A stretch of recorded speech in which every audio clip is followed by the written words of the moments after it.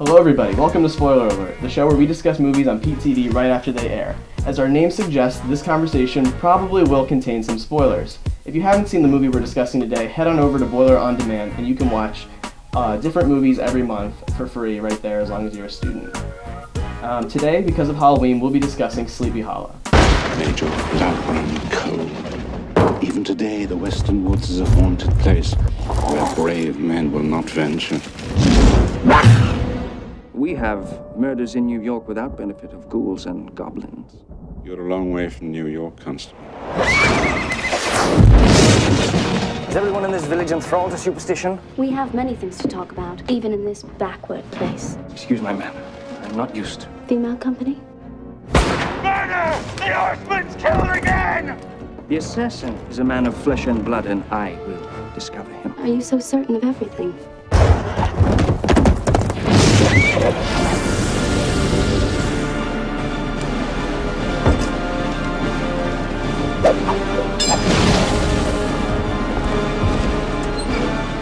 Perhaps there's a bit of a witch in you, Katrina.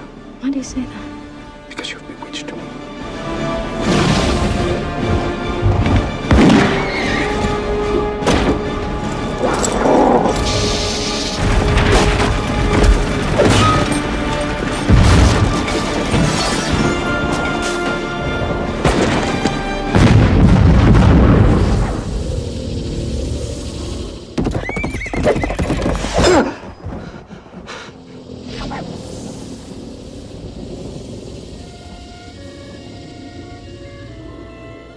My name is Matthew Valet, and I'm here with Alex Hartenbrook today, and we'll begin our discussion of Sleepy Hollow. Awesome. So, Alex, what are your general first impressions of Sleepy Hollow? Okay, so I knew going into it that it was a Tim Burton film, so I expected something a little bit crazy, a little offbeat, right? This was the first time I've seen the movie, and I actually watched it earlier today, so it's fresh in my head.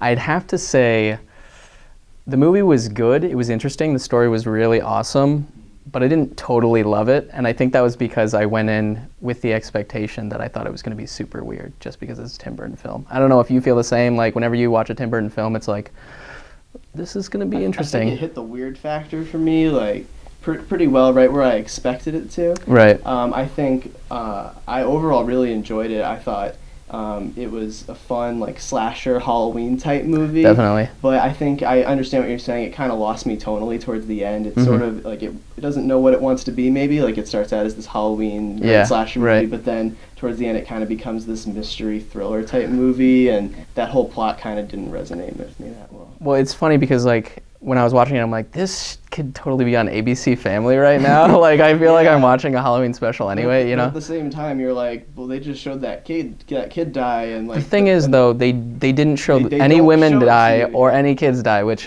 I kind of liked just because I'm not a sick human being. I don't want to see kids die, so... But at the same time, it's almost more terrifying that you don't see the kid get his head chopped off. I suppose. There is a bit of like mystery that they throw in there, and the entire time you have absolutely no idea what's going on, at least for me. It is pretty bloody, though. I wonder, you mentioned ABC Family. When they show it on cable, do they show that when they cut off the guy's arm, and specifically the arm with the That's blood true. squirt? Yeah. Reminded me of, like, Kill Bill. But, Well, no, I mean, because it didn't look that bad, you know? there was some blood there. So when he was cutting into the woman to see that she was pregnant, and it just kind of hit him in the face, I was like, I kind of laughed because... Well, it is funny. I mean... Right, because he was just like, what? You know, like, because it just hit him, and I was like, that could be, you know, raspberry, basically, like anything. So it didn't seem that bad, so I don't really know, but... So what part of the movie really stuck with you the most? I want to sort of do a little thing here where we compare our general impressions to the actual tagline of the movie. Okay. So the tagline of Sleepy Hollow, I don't know if you're aware, is called "Heads Will Roll." So for me personally, the thing that totally stood out were just the heads getting chopped off. If there was one image from this movie that I can't get out of my head, it was just 20 to 50, 60 heads getting chopped off. So Definitely. No, that'll be the last thing I think about, especially with the film. And how the heads actually did roll, I think was nice that it went out with the film. But like when they say heads will roll, you don't expect it to be like, is that our reaction? Like, holy cow, what's going on? You know, or is it like actually what's going to happen? You know, you always like wonder with that kind of stuff. So did your head roll? my head did not roll. Not at all. Not. No. There wasn't a single point in the movie where this movie made your head roll. No, it didn't roll. You know why? Because I was just like very confused a lot of the time. Not like shocked, but confused. I was like, so he's killing these people. I don't know if this person's real. I don't know if they're like a ghost killing people. And then, you know, obviously you learn along the way, Right. but it wasn't like in a shocking way, you know, so. So, what about, so we mentioned this is spoiler alert, so we will be discussing spoilers. Miranda Richardson's character, the one who turns out at the end to be, the one Yeah. who took the head and she's controlling the Headless Horseman. Okay. Did that make you roll at all? Definitely, 'Cause my I head- didn't see that coming. My head definitely rolled on that one, not Yeah, gonna lie, yeah. So maybe this head rolling that we're, you know, looking into here, obviously, because the tagline is the most important part of the movie, apparently. Clearly. Yes, on this show it is. We really will go into those details. Of course. My head rolled. Did really? Yeah, Miranda Richardson. But at that point, Her- right? But at yeah. any other point, probably No, not, yeah, right? But that was the thing. Like, I wasn't really looking for a head roll. You know, I just You were. wanted to see some head slicing. That's you're all for like the action like of I it. said, I was all about the slasher genre that I was being brought into at the beginning of Okay, the movie, and then yeah. they just do that 180 twist on you at the end. It turns out to be a mystery movie. Yeah, and then, you know, they kept baiting me with like possibly a romantic love interest, and that was never there, Mm-hmm. which I didn't like, you know. But you're right. The whole idea of it, like, I did just want to see heads get chopped off, I think, by the end of it. And By, after all, Christopher Walken. of course, yeah, which made the movie, you know, did at make least the for me. So I don't know, that's All my right, impression well, at least. I think those are some nice general impressions. We're going to move on to our second segment now, which we're going to call Awards and Recognition. So during this segment, we're going to discuss some of the awards and recognition that Sleepy Hollow received, and then we're going to go on to give our own personal awards for the movie. So, Alex, I don't know if you're aware, Sleepy Hollow was pretty well critically acclaimed. Okay. 68% certified fresh on Rotten Tomatoes, of course. Certified fresh. Certified fresh. Of course. Important stuff. Yes. Nominated for 3 Academy Awards. Yep. Nominated for Best Cinematography, but lost to American Beauty. Nominated for Best Costume Design, lost to a film called Topsy Turvy. And then it did ultimately win Best Production Design. Which So- actually, that was one of the first things I noticed. When, like, right from the beginning, when they were coming in on the carriage, do you remember? Yeah. And, The like, the opening first scene. deaths, right, Mhm. exactly. I was like, this is, like, really awesome, and the lighting was fantastic, and you can kind of get a sense of the entire thing. And then even when they were in Sleepy Hollow, the town itself, I was like, this is, like, really cool. They did a fantastic job with this. They actually built that.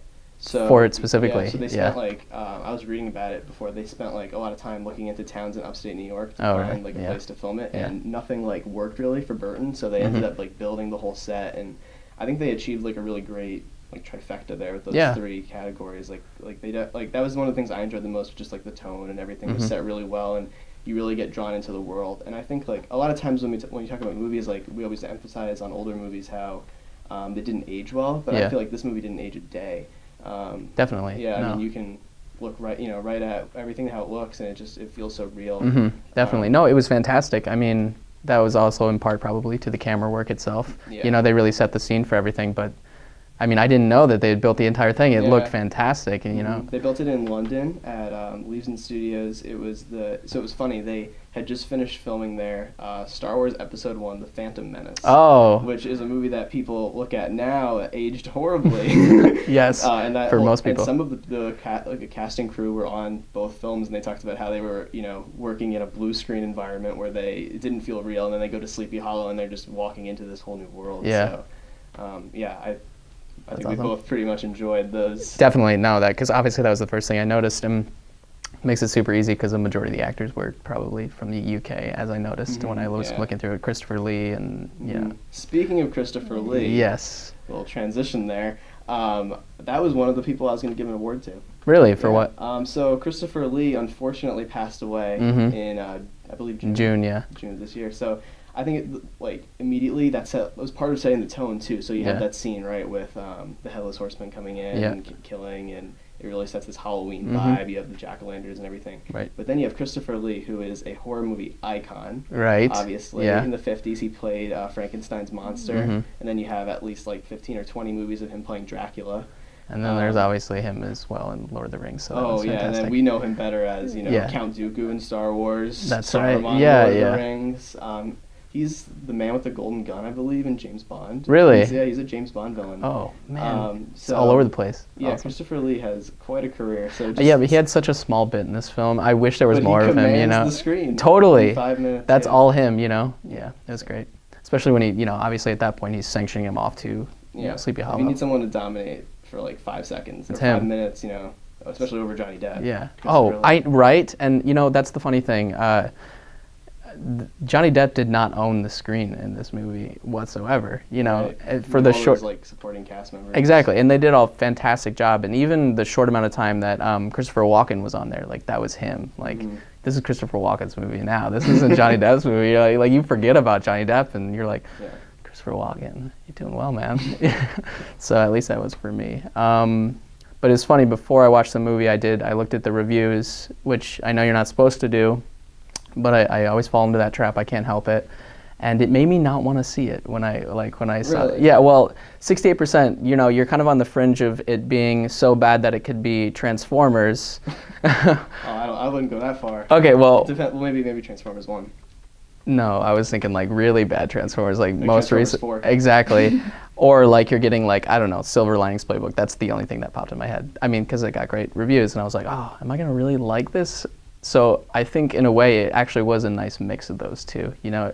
Yeah, I mean, it's definitely the type of movie that I'll give an award to the people who watch this movie and can appreciate it for what it is, Yeah. because it's definitely not for everyone. It's that movie, like we say, like it could be on ABC Family. It's not too violent. It's Exactly. not too scary, but Yeah. it's like pretty creepy. It had like a nice kiddie, you know, plot to it. I think was nice. You know, like it was kind of easy to follow, and nothing was like you didn't have to think back to 20 scenes ago, and you're like, oh yeah, that thing happened, and now it relates to this. It's like it kind of all flowed, to a resolution essentially. So, I thought that was kind of good for it.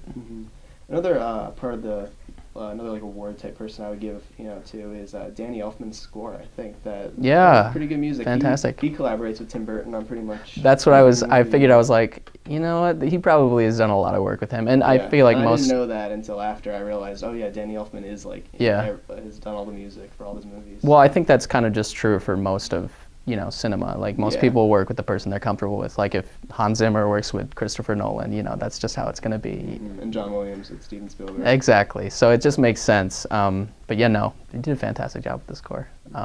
So do we want to move on to the Joke Awards? I think I have. You have a few Joke Awards. I have a couple of Joke Awards, and I kind of already mentioned one. It was specifically the fact that in Johnny Depp's movie, Christopher Walken was more important than Johnny Depp in a Johnny Depp movie, which actually never happens. And more ridiculous than Johnny Depp. Exactly. So I think that, I love that part of it, and you just can't take away from Johnny Depp, but in this instance, it totally happened. I think from the moment I realized Christopher Walken is the Headless Horseman, when he's headless, he's no longer headless. Like you need that type of actor who's going to, just take on that persona. Like you just the image of Christopher Walken's face is just there. Yeah. Always. Yeah. From that moment you see him. The saddest part about Christopher Walken being in the movie is, though, I didn't get to hear him speak, which is my favorite thing about him. I'm not going to do an impression because it's not going to be good. I think you should try it. No. Okay, I'll try. I'll try if you try. Yeah, you go first because this will be a better. Okay. Ready? Alex, Sleepy Hollow it's a pretty good movie, but not enough heads got chopped off. That was fantastic. Yeah, you gotta top it. Okay, you worked a good line in too that I feel like you should say. You just say the most random thing. Yeah. Yeah. So you're saying I don't have any words in my own movie? Are you kidding me? That's the best thing. I don't need words in my own movie because I'm Christopher Walken. And I'm chopping off heads. It's no problem. Okay, that was good. Making heads roll, it's a lot more than Oh, words. I should have said that. Yeah. If he was so how sometimes movies go on tours and they promote their movie. I'm sure he was around who your heads are gonna roll. I'm sure he went around and did that bit the entire time. So somehow we knew deep down this would come down to a Christopher Walken impression off. well, I have to say you probably won, dude. You think? I'm terrible at it. If we had an audience and this wasn't our first episode, we could have them vote. And That's true. Won, but hopefully people watch this. That's true. Yeah, that'd be great. Do watch it. Yeah. So before we move on, do you have any other awards or anything that you'd like? We already did the set design. That was great, but that actually won an award, so I don't even need an award we for don't it. even give an award, but those sets. I have nothing else. Yeah, No, I joke-wise. think we covered it pretty well. The tone of the movie set really well. We like some of the characters, especially the supporting cast. Definitely. Supporting cast made the movie, I think, because Johnny Depp alone could not do anything else with this. So. So for our last segment, we just want to discuss one scene that really stood out to us. So after a little bit of discussion for the movie, we really enjoyed the one scene where we found it a very well done scene where the family is hiding from the Headless Horseman. He breaks down the door. There's that little sign that says knock before entering, and he kind of just smashes it down, and the mother, hides the kid in the floorboards. But which it doesn't go well for that family. No, definitely not. I love that we picked this scene because I think at this moment, right in the movie, I was like, wait, he's picking these people specifically. There's something going on here, right? Yeah, it's targeted, yeah. Right, and I think that was kind of like where it gave me a clear idea of exactly what was going on, and I think that was probably a really nice transition. I don't know if that was like the same thing for you. I don't know if you were just like, oh yeah, he's definitely targeting people now, like for a specific reason because somebody told him to. Yeah. I don't know, It's like how did you feel definitely about a turning that? point in the movie, right? Because at this point, you're pretty much watching it through Johnny Depp's character's eyes. This is the first time like you're really getting that horror moment with other characters that are not going to make it. Right. And you're not really sure if they're going to make it. The tension is built so well. Well, also, they're characters that now, like, because before those deaths were, just they were there, and the only purpose was for Johnny Depp to come in and determine who killed these people. But now it's like you kind of have a connection with those people anyway. Right. And I think that's also in part because, it's a child, and it's also a mother, and, the thought of them being dead is not that good. I mean, it's terrible, actually. So, I think this scene kind of just makes everything move along perfectly for the film. I think that before we were talking about, we weren't quite sure, like, is this a horror movie? Is this more of a family Halloween movie? But this scene solidifies it as a horror movie. I mean, it's pretty scary. Yeah. I mean, there's a few things that stuck out to me personally. I mean, just like the sharp contrast of the lightning and the toy light thing he's playing. Yeah. With. It's black, white. It's really, it builds up the tension. And then when he turns around and just smashes through the floorboard, he axes his way through it. It's pretty scary stuff. It's scary, but the thing is, like, I wouldn't characterize it as like, quote unquote, The Ring scary or something. Because like when you're watching The Ring, you're like terrified the entire time. But it's slasher movie scary. Right? Like, yeah. I mean, I could see Jason or Michael Myers doing the same. Totally. Thing, so. Well, yeah, I was like, oh, this is like Halloween. He's chasing after these people. You're gonna kill him. I gotta say that the dude defended himself pretty well against the Headless Horseman. That was like fantastic. It was a good fight. They had some good fight scenes. Yeah, also. No one put up much of a fight until that point. Yeah. That was the first time. Yeah, they were like, oh wow, we can hit this guy too. Weird. Why haven't we done this before? So, yeah, it was definitely a fantastic scene. Thanks for watching the first episode and Halloween special of Spoiler Alert. Next week we'll be discussing Jurassic Park versus Jurassic World and seeing where we fit into that spectrum of how much we like those movies. Yep. So join us then and have a great Halloween. Awesome. We'll see you guys next time.